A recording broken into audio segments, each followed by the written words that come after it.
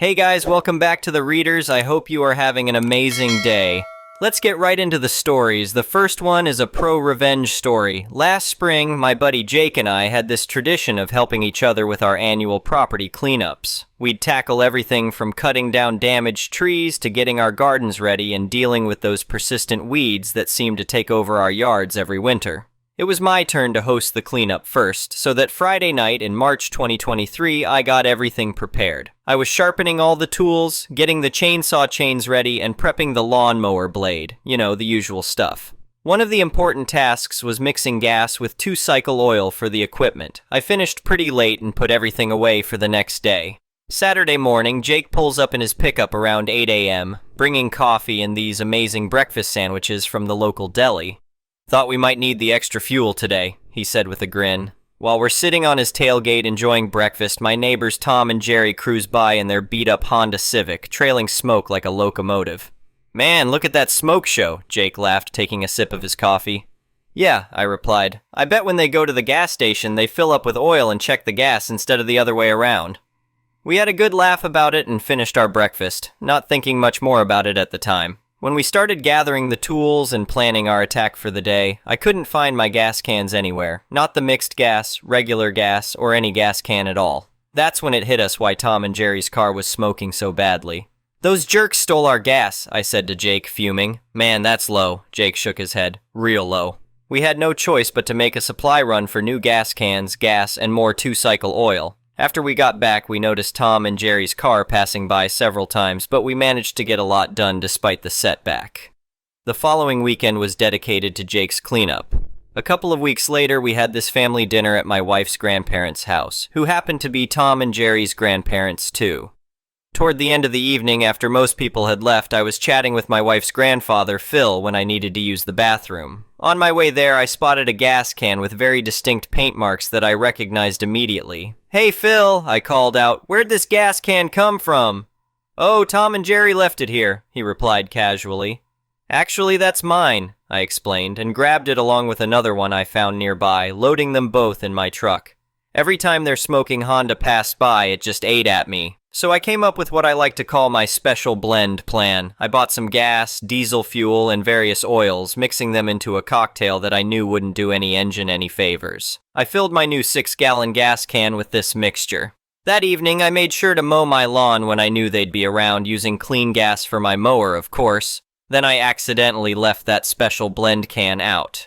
The next morning, I went to work without checking the can. When I got home, my wife met me at the door with a smirk. "Your plan worked like a charm," she said. "You should have seen them going back and forth. Their car sputtering and smoking worse than ever. Last time they drove out, they didn't make it back." Sure enough, about an hour later, Tom shows up at my door. "Hey man, our car broke down on Marshall Road," he said nervously. "Think you could take a look?" "Sorry," I replied, rubbing my temple. "Got a killer migraine. Maybe tomorrow?"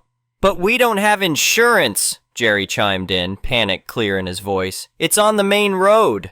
"That's rough," I said, closing the door. The highway patrol found their car and had it towed. Would have cost them around $500 to get it out of impound, plus they needed current registration and insurance. The car wasn't worth that much anyway. Being the type who always seemed to land on their feet, they got lucky when Pastor Mike from the local church gave them an old Ford Taurus. Took a few more cans of my special blend, but within a month, that engine locked up too, right in their grandparents' yard. They scrapped it and, thanks to their tax returns, bought themselves a nice Ford F-150. But wouldn't you know it, that truck started having problems too. Smoked like crazy until they finally took it to a mechanic who found the real issue. Cost them $1,500 to get it running right again, but I haven't had any gas come up missing since then.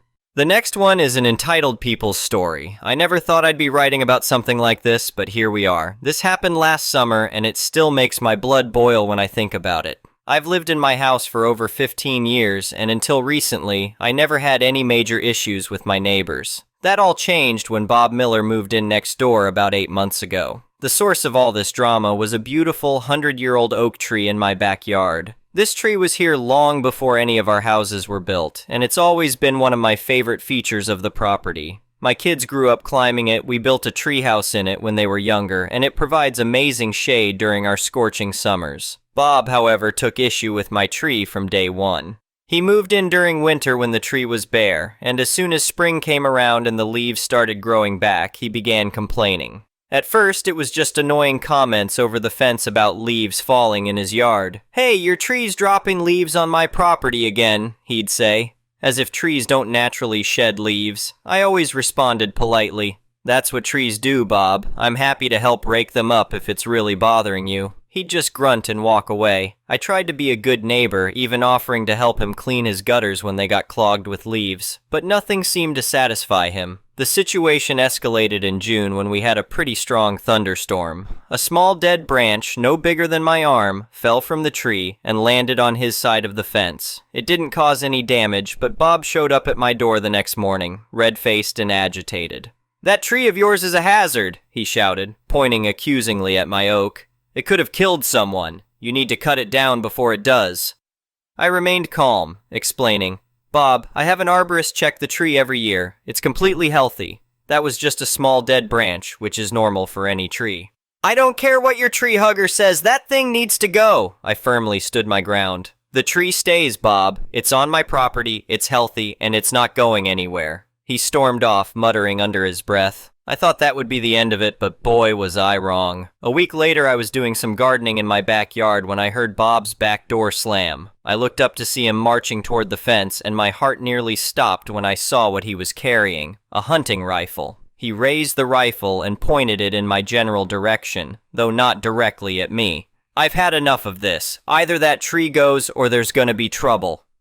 My hands started shaking, but I tried to keep my voice steady. "Bob, put the gun down. You're committing a serious crime right now." "The only crime here is you endangering my property with this monster of a tree," he shouted, waving the rifle around. "I'm giving you 3 days to get it cut down or I'll take care of it myself." I slowly reached for my phone in my pocket, keeping my eyes on Bob and the rifle. "I'm calling the police, Bob. This is absolutely unacceptable." "Go ahead. Call them. They'll agree with me that this tree is a hazard." With trembling fingers, I dialed cops. "Yes, hello? I need police at my address immediately. My neighbor is threatening me with a firearm over a tree in my yard." Bob's face paled slightly when he heard me actually making the call, but he kept the rifle raised. "You're making a big mistake," he yelled, but I could hear a slight tremor in his voice. The dispatcher assured me officers were on their way and told me to stay on the line. Those next few minutes were the longest of my life, standing there with my neighbor pointing a gun in my direction while we waited for the police. Finally, I heard sirens in the distance. Bob must have heard them too because he lowered the rifle and started backing away toward his house. But it was too late for him to hide the evidence. 3 police cars came screeching to a halt in front of our houses, and officers quickly surrounded both properties. "Drop the weapon," came the commanding voice over a loudspeaker. "Put your hands where we can see them." Bob, finally seeming to realize the gravity of his actions, placed the rifle on the ground and raised his hands. The officers moved in quickly, cuffing him and securing the weapon. I gave my statement to the police, still shaking from the encounter. They took multiple photos of the tree, the property line, and where Bob had been standing. They also interviewed other neighbors who had witnessed the incident from their windows. Bob was arrested and taken away in one of the police cars. An officer stayed behind to take my detailed statement and advised me to file for a restraining order as soon as possible. The next few weeks were a whirlwind of legal proceedings. Bob was charged with criminal threatening, a felony in our state, and aggravated menacing. I hired a lawyer and filed for a restraining order, which was granted almost immediately given the circumstances. During the criminal proceedings, it came out that Bob had a history of similar confrontational behavior in his previous neighborhood, though he'd never escalated to using a weapon before. He'd been forced to move after multiple complaints from neighbors about his aggressive behavior. The district attorney took the case very seriously, especially given Bob's history and the use of a firearm. They offered him a plea deal. He could plead guilty to criminal threatening and receive a lesser sentence, or face trial for multiple felony charges. Bob initially tried to fight the charges, claiming he felt threatened by my tree and was acting in defense of his property. His lawyer must have talked some sense into him because he eventually accepted the plea deal. The final outcome was better than I could have hoped for. Bob was sentenced to 2 years probation, mandatory anger management classes, and most importantly, he was prohibited from possessing firearms. The judge also made it very clear that he was not to have any contact with me or my family, and the restraining order would remain in place indefinitely. As for Bob's house, his wife, who had been away visiting family during the incident, filed for divorce shortly after his arrest. She sold the house and moved away, and we now have lovely new neighbors who actually appreciate the shade from my oak tree. I also took some additional precautions after the incident. I installed security cameras around my property, had another arborist inspect the tree, who once again confirmed its excellent health, and joined our neighborhood watch program. I even started a community group focused on local tree preservation, which has gained quite a following. The whole experience was terrifying, but it taught me some valuable lessons. First, stand your ground when you know you're in the right, but always do so safely and legally. Second, document everything. Those security camera recordings and witness statements were crucial in the legal proceedings. And third, never underestimate the importance of knowing your rights as a property owner. Looking back, I'm grateful for how the justice system handled the situation. Bob's actions could have ended tragically, but instead they led to him getting the help he clearly needed through mandatory anger management, while also ensuring he couldn't possess weapons to threaten anyone else. The oak tree still stands proud in my backyard, perhaps even more majestic now that it represents not just natural beauty, but also standing up to bullies and the triumph of justice. My kids, who are now in college, love hearing the story when they come home to visit, though they can hardly believe it happened in our peaceful neighborhood. I've since learned that trees, especially ancient ones like my oak, often become focal points of neighbor disputes. But usually, these disputes are handled through proper legal channels, property surveys, arborist reports, and if necessary, civil court proceedings. Threatening someone with a firearm is never the answer and will only land you in serious legal trouble. The incident has actually brought our neighborhood closer together. Many neighbors I barely knew before came forward to offer support during the legal proceedings, and now we have regular block parties under the shade of my oak tree. Some have even started planting their own trees, turning our street into a green canopy that everyone, except Bob, wherever he is now, can enjoy. I've also become something of a local resource for neighbors dealing with tree-related disputes. I always advise them to know their rights, document everything, and most importantly, handle disagreements through proper legal channels. It's amazing how many conflicts can be resolved through calm discussion and professional consultation rather than threats and intimidation. As for Bob, I heard through the grapevine that he moved to another state after completing his probation. I hope he learned from this experience and is getting the help he needs to manage his anger. Sometimes I wonder what made him so angry about trees in the first place, but I suppose some people just can't appreciate the beauty and value of nature. The incident has even had some positive influences on local policy. Our city council used my case as an example when they were updating ordinances about tree preservation and neighbor disputes. They implemented clearer guidelines for resolving tree-related conflicts and increased penalties for those who take matters into their own hands illegally. My oak tree continues to thrive, dropping its leaves every fall and providing shade every summer, just as it has for the past 100 years. Now it's not just a tree, it's a symbol of standing up for what's right and letting the law, not intimidation, resolve disputes. I still do my regular maintenance on the tree, perhaps even more diligently now. Every spring I have it professionally inspected and trimmed if necessary. I keep detailed records of all maintenance and inspections just in case anyone ever questions its health or safety again. But these days, the only comments I get about the tree are compliments on its beauty and questions about its history. The experience has given me a deeper appreciation for our legal system and the importance of community support. What could have been a tragic confrontation instead became a testament to the power of standing up for your rights while letting justice take its proper course. Sometimes, when I'm sitting in my backyard enjoying the dappled sunshine through the oak's leaves, I think about how differently things could have turned out if I had given in to Bob's threats. Not only would we have lost a beautiful, healthy tree, but we would have let bullying and intimidation win over reason and law. Instead, my oak tree stands as a living reminder that you should never let someone else's irrational fears or anger force you into doing something you know isn't right. The law exists to protect our rights and resolve disputes peacefully, and while the legal process can sometimes be slow and stressful, it's far better than allowing threats and intimidation to rule the day. My story has become something of a local legend, shared at neighborhood gatherings and community meetings as an example of how not to handle disputes with neighbors. It's also served as a warning about the serious consequences of using firearms to threaten others. Bob lost his right to own guns, faced criminal charges, and ultimately had his life completely upended, all because he couldn't handle some falling leaves in his yard. The oak tree that caused all this drama continues to grow and thrive, its branches reaching ever higher into the sky.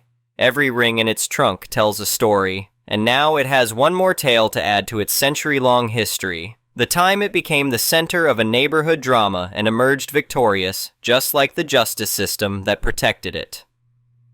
Update. It's been 2 years since the incident with Bob and his gun threat over my oak tree. I thought I'd share what's happened since then, as there have been some interesting developments. First off, the tree is still standing proud and healthy as ever. I just had my annual arborist inspection last month, and they confirmed it's in excellent condition. I've actually learned so much about tree care since the incident that I've become something of a local tree expert myself. About 6 months ago, I received an unexpected letter from Bob's ex-wife, Sarah. She wanted to apologize for her ex-husband's behavior and share some information she thought I should know. We met for coffee, and what she told me was eye-opening. Bob had been struggling with untreated mental health issues for years, she explained. The incident with your tree was just the final straw that made me realize he needed help, whether he wanted it or not. She went on to tell me that after their divorce and Bob's probation, he finally agreed to seek professional help. He was diagnosed with severe anxiety and paranoid tendencies, which explained but didn't excuse his extreme reaction to the tree. The legal aftermath of the incident continued to unfold in interesting ways. Remember those security cameras I installed after everything happened? Well, they came in handy when Bob's insurance company tried to deny coverage for his legal fees, claiming his actions were premeditated and therefore not covered under his homeowner's policy. My lawyer provided the footage to Bob's attorney, which showed the confrontation was clearly a heat-of-the-moment incident rather than planned. This helped Bob get his legal coverage, and while I didn't particularly care about helping him, his ex-wife Sarah was grateful as it meant their shared assets wouldn't be completely drained by legal fees. The restraining order is still in place, and I've had no contact with Bob. Sarah mentioned he moved to Arizona and is doing better with medication and therapy. She even shared that he sent her an email expressing remorse about the whole tree incident, though he hasn't attempted to contact me directly. Which is good, as it would violate the restraining order. My story has had some positive ripple effects in our community. The local police department now uses it as a case study in their community outreach programs about dispute resolution and firearm safety. They've even asked me to speak at a few neighborhood watch meetings about the importance of proper documentation and security measures. The city council also finally passed that tree protection ordinance I mentioned before. Under the new rules, healthy trees over 75 years old are considered heritage trees and can't be removed without extensive documentation proving they're a genuine hazard. They actually used my arborist's reports as examples of proper tree health documentation. My security camera system has expanded into a neighborhood-wide network. After seeing how useful mine were, several neighbors installed their own systems, and we've created a voluntary sharing program with local law enforcement. It's already helped solve a few package thefts and vandalism cases. The new neighbors who bought Bob's house, Tom and Linda, have become good friends. They've got 2 young kids who love climbing the oak tree. With proper safety gear and supervision, of course. Last summer, we built a new treehouse together using sustainable materials and making sure not to harm any major branches. You know, Tom told me while we were working on the treehouse, when we were house hunting, we specifically chose this property because of your oak tree. The shade it provides cuts our cooling bills significantly in the summer. The community tree preservation group I started has grown to over 200 members. We've successfully protected several other historic trees in the neighborhood from development projects, and we've started a program to plant new trees in public spaces. Last month we had our annual block party under the oak tree, and someone brought up Bob's infamous meltdown. Instead of feeling anxious about it, I found myself laughing along with everyone else at the absurdity of threatening someone with a gun over tree leaves. You know what's funny? I told the group.